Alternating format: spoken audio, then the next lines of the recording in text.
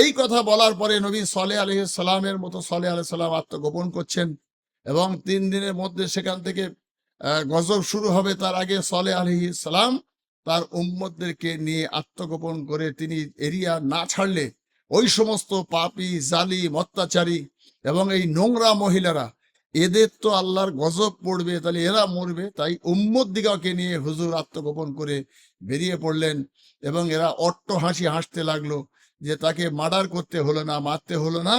আমাদের শত্রু অর্থাৎ আমরা সম্ভ্রান্ত নামি দামি জালিম অত্যাচারী আমাদের শত্রু সালেহ এবং তার উম্মতরা একেবারে বিনা প্রতিদ্বন্দ্বিতায় দেশ ছেড়ে পালিয়েছে। ওরা অট্ট হাসি হাসতে লাগলো। একটা দিন পার হয়ে গেছে, তার পরদিন উৎসবে মেতে পড়েছে তারা যে আমরা সেই নবী সালের দাওয়াতে ইসলাম তথা কালেমায়ে লা ইলাহা ইল্লাল্লাহ সালেহ নবী উল্লাহ কথাটা আর বলতে হবে না। আমরা